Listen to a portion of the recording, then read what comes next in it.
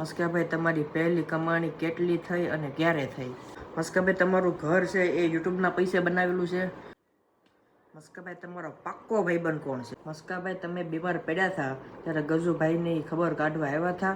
મસ્કાભાઈ તમારો favourite YouTuber કોણ છે?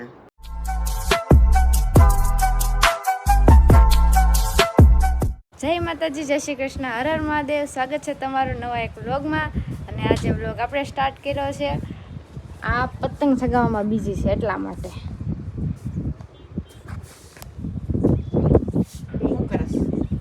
આજે મેં વ્લોગ સ્ટાર્ટ કરી દીધો. મારું કામ કરી દીધું છે. કોઈ તમને શીખો મેડમ બધા કોમેન્ટ કરે શીખો મેડમ ફેસ રિવીલ કરો, ફેસ રિવીલ કરો. પણ ભાઈ ફેસ રિવીલ કરવામાં થોડીક વાર છે.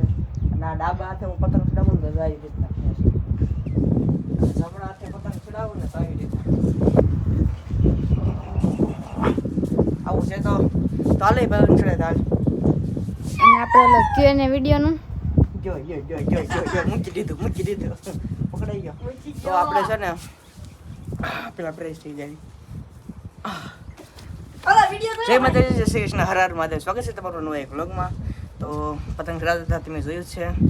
તો આપણે છે ને ખબર આજથી 2-3 વિડીયો પહેલાં કીધું હતું કે આપણે Q&A એના ભાડે બહુ કરી આપણે Q&A વિડીયો બનાવવાનો છે. તો ઘણી બધી કોમેન્ટ મેં સિલેક્ટ કરી છે. તો એના ઉપરથી આપણે Q&A વિડીયો બનાવશું. તો અહીં ઉપર તો કાંઈ બનશે નહીં એટલે એના માટે જવું પડશે આપણે નીચે રૂમમાં. તો હાલો જઈએ નીચે. તો હાલો વિડીયો લઈ દે.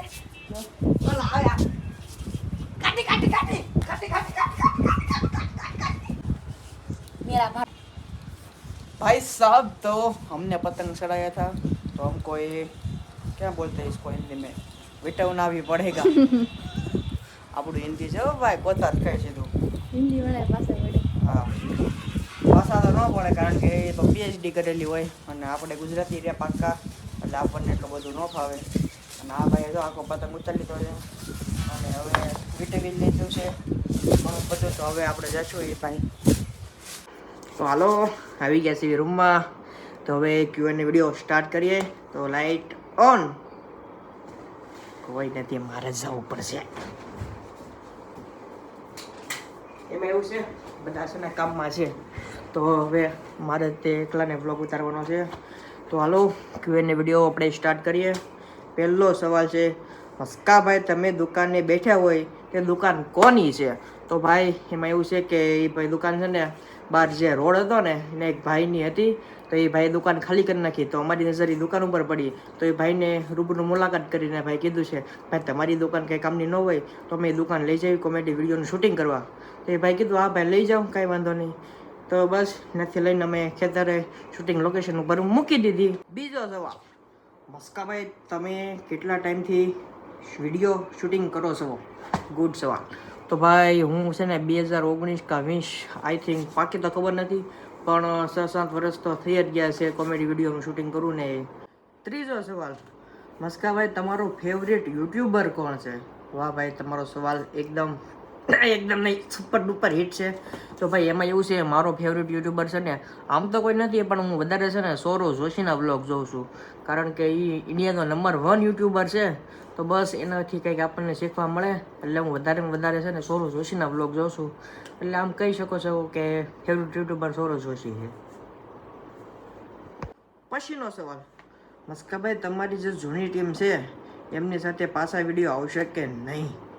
તો ભાઈ એમાં તો એવું છે કે અત્યારે છે ને દવાખાનું ચાલે છે મારે તો અત્યારે જૂની કે નવી કોઈ પણ ટીમ સાથે વિડીયો નહીં આવે કારણ કે જો આવશે હું ના નથી પાડતો કે હું પાછો યુટ્યુબમાં પાછો નહીં આવું પણ જો મને 100% રિકવરી આવી જશે તો આપણે પાછા પાક્કા યુટ્યુબમાં આવશું કોમેડી વિડીયોમાં ધમાલ કરશું. હાલો પછીનો સવાલ કે મસ્કાભાઈ તમને સારું ક્યારે થશે?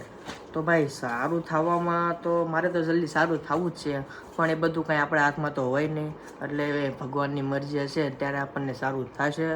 અને જે અત્યારે ડૉક્ટરે કીધું એ આપણે ટાઈમ ટુ ટાઈમ દવા લેવી છે. હવે બસ ભગવાનની મરજી હશે એ થશે. પછીનો સવાલ, ગોકુળભાઈને કેટલા છોકરા છે? ભાઈ ગોકુળભાઈને છે ને 3 છોકરા છે, 1 છોકરી ને 2 છોકરા. ધાર્મિક ને ઓખી આપણે ઓલો નથી આવતો જાડિયા ઓખીડો ગગા જેવા લાગે એ ગોકુળભાઈ છોકરો. પછીનો સવાલ, મસ્કાભાઈ તમારી જૂની ટીમ કઈ રીતે ભેગી થઈ? તો ભાઈ એમાં તો એવું છે કે જૂની જે ટીમ હતી ને એ બધા છે ને મારા ઘરની બાજુમાં શૂટિંગ કરતા હતા કે હું આમ જોતો હતો કે બધા કેમેરો લઈને શું કરે છે. ગોકુળભાઈ છે એ શૂટિંગમાં ત્યારે હતા. તે ગોકુળભાઈ છે એ મારા કુટુંબી ભાઈઓ છે અને હું ગોકુળભાઈને ત્યાં કામ કરતો ત્યારે વેલ્ડિંગ કામ. ગોકુળભાઈ મારા શેઠ હતા. તો એ બધા ડેઈલી આવે શૂટિંગ કરે ને હું આમ આગેથી જાઉં આ કેમેરો લઈને આવ્યા છે બધા શું કરે છે. ત્યારે મને એટલી બધી કાંઈ ખબર ન પડતી. તો ગોકુળભાઈને એકવાર છે ને મેં મસ્તીમાં કીધું કે ગોકુળભાઈ હું કીધી મને તો કોઈ કેમેરા સામે લ્યો શૂટિંગમાં એમ. એ કે હા વાંધો નહીં. તો એક દિવસ છે ને એ બધા શૂટિંગ કરતા હતા અને એમાં એવું હતું કે કોઈક એક્ટર છે ને નહોતું આવ્યું. તો જસ્ટ આમ નોર્મલી કોઈ કીધું કે ભાઈ આ ભાઈ ઊભા છે તો એમને ઘડીક ઊભા રાખી દો ને એમ. તો એવી રીતે મને ત્યાં લઈ લીધો અને પછી કીધું કે આનું નામ આપણે શું રાખ્યું એમ. હાવ સાઈડ કેરેક્ટર જ હતું ત્યારે. તો એ કોકે કીધું કે ભાઈ એનું નામ મસ્કો રાખી દો એમ. એ કે હાલો વાંધો નહીં તે રહી જાઓ. તો બસ એવી રીતે આપણે યુટ્યુબમાં આવ્યા છીએ. પછીનો સવાલ, મસ્કાભાઈ તમે બીમાર પડ્યા હતા ત્યારે ગજુભાઈની ખબર કાઢવા આવ્યા હતા? તો ભાઈ હું આ સવાલનો જવાબ આપું તો હા, ગજુભાઈ અને ગજુભાઈની આખી ટીમ એ બધા છે ને મારા ઘરે ખબર કાઢવા આવ્યા હતા અને અમે બધા ઘડી બેઠા હતા. તો તમે જેવું વિચારો એવું એટલું બધું કાંઈ નથી. પછીનો સવાલ, મસ્કાભાઈ નાનપણમાં તમારું ફેવરેટ કાર્ટૂન કયું હતું? તો ભાઈ ફેવરેટ કાર્ટૂનની વાત કરું ને તો છોટા ભીમ, કાલિયા, જગ્ગુ, બંદર એવડું મારું ફેવરેટ હતું. અને પ્લસ ઓગી એન્ડ ધ કોક્રોચિયસ. પછી ફેવરેટમાં તો ટોમ એન્ડ જેરી. એ તો લગભગ જૂના એપિસોડ મેં બધા જોઈ નાખ્યા છે, એકે બાકી નથી. અને પ્લસ ઓલું આવતું શું નામ, મિસ્ટર બીન. હા, મિસ્ટર બીનના પણ લગભગ મેં બધા એપિસોડ જોઈ નાખ્યા છે. એટલે મિસ્ટર બીન હાવ કાંઈ બોલે નહીં પણ દાંત કાઢવા માટે તમને મજબૂર કરી નાખે. એ પણ મેં બહુ જોઈશ. એ મારું ફેવરેટ છે. પછીનો સવાલ, મસ્કાભાઈ તમારી ફેવરેટ ટીવી સિરિયલ કઈ છે? ભાઈ ટીવી સિરિયલની વાત કરું ને તો બસ એક જ છે, તારક મહેતા કા ઉલ્ટા ચશ્મા. ભાઈ એની વગર છે ને મને છે ને ખાવા બેઠું ને એટલે એની વગર ખાવાનું જ ન હાલે ને. હું લગભગ મને યાદ નથી જ્યારે ખાવા બેઠું ને એટલે મારે જોવું પડે ને જોવું જ પડે. ખોટું લાગે ને તો તમે મને ગમે ત્યારે મળો, મારા ફોનની હિસ્ટ્રી ચેક કરી લેવાની યુટ્યુબની. એટલે તારક મહેતા જોયું હશે ને જોયું જ હશે. એની વગર મારે ખાવાનું ભાવતું જ નથી. લો ને હું તમને એમ કહી દઉં છું. એટલે Tarak Mehta, one and only Tarak Mehta Jethalal Daya. પછીનો સવાલ, મસ્કાભાઈ તમારા મમ્મી પપ્પાને વિડીયોમાં દેખાડો. તો ભાઈ મેં પહેલાં પણ કીધું ને અત્યારે કહું છું કે મારા મમ્મી પપ્પાને છે ને એટલો બધો સોશિયલ મીડિયામાં ઇન્ટરેસ્ટ નથી એટલે એમને ન ગમે. મેં ઘણી વાર ટ્રાય કરી, હું ખોટું છે ને વિડીયો ઉતારતો બધું મારા મમ્મી મારા પપ્પા તો એમ કે ના અમને ન દેખાડતો એમ કરે. એટલે એને છે ને યુટ્યુબનો એટલો બધો શોખ નથી એટલે એ ના પાડે છે. તમારી ઇન્સ્ટા આઈડી શું છે? મારી ઇન્સ્ટા આઈડી છે આશીષ બારિયા 7171. આશીષ બારિયા 71. પછીનો સવાલ, મસ્કાભાઈ તમારો પાક્કો ભાઈબંધ કોણ છે? તો ભાઈ પાક્કો ભાઈબંધ ને કાચો ભાઈબંધ એવું કાંઈ ન આવે. આપણા ખરાબ સમયમાં જે આપણી હારવાર રહે એ જ આપણો પાક્કો ભાઈબંધ. પછીનો સવાલ, મસ્કાભાઈ તમારું ઘર છે એ યુટ્યુબના પૈસે બનાવેલું છે? તો ભાઈ ના, એવું કાંઈ નથી. આ ઘર તો છે ને અમારી જે પ્રાઇવેટ પ્રોપર્ટી હતી ને એ અમે વેચી દીધી છે. એના જે પૈસા આવ્યા ને એના થ્રુ આ ઘર બનાવેલું છે. એટલે યુટ્યુબના પૈસા નથી. પછીનો સવાલ, યુટ્યુબ શરૂ કરવાની પ્રેરણા ક્યાંથી મળી? તો ભાઈ એમાં તો એવું છે કે પહેલાં છે ને ઘણા સમયથી હું તો આ કોમેડી વિડીયો ઉતારું છું. તો ત્યારે કાંઈ યુટ્યુબને એવું કાંઈ મને કાંઈ એટલી બધી ખબર ન પડતી. મને ખાલી એટલી ખબર પડતી કેમેરો છે અને એને હું નાટક કરવાના છે. તો બસ ત્યારથી મને એટલો બધો શોખ હતો. પછીનો સવાલ, મસ્કાભાઈ તમારી પહેલી કમાણી કેટલી થઈ અને ક્યારે થઈ? તો ભાઈ મારી પહેલી કમાણી આઈ થિંક છે ને 1000 રૂપિયા થઈ અને આજથી 5-6 વર્ષ પહેલાં થઈ હતી. પછીનો સવાલ, મસ્કાભાઈ તમારે સૌથી વધારે વ્યૂ કયા વિડીયોમાં છે? તો આપણે હોઈએ અને સૌથી વધારે વ્યૂ તો એ જો હું અહીંયા સ્ક્રીનશોટ મૂકું છું, તમે તમારા હાથે ચેક કરી લેજો અને આમાં સ્ક્રીનશોટમાં જ જોઈ લો એટલે તમને અંદાજો આવી જશે. પછીનો સવાલ, મસ્કાભાઈ તમારે હેટ કોમેન્ટ્સ આવે તેને તમે કઈ રીતના હેન્ડલ કરો છો અથવા ઇગ્નોર કરો છો?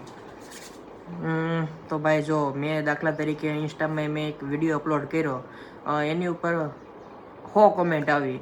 એમાં એક કોમેન્ટ ખરાબ આવી તો આપણે ખરાબ કોમેન્ટ ઉપર એટલું બધું ધ્યાન ન દેવાનું હોય. એની સામે જે 99 કોમેન્ટ જે પોઝિટિવ આવી છે, સારી આવી છે, આપણે એની ઉપર ધ્યાન કરવાનું હોય. એ કોમેન્ટને જાતી કરવાની હોય. હું તો ભાઈ એવી રીતના જોઉં છું, પછી બધા પોતપોતાની રીતે જોતા હોય છે.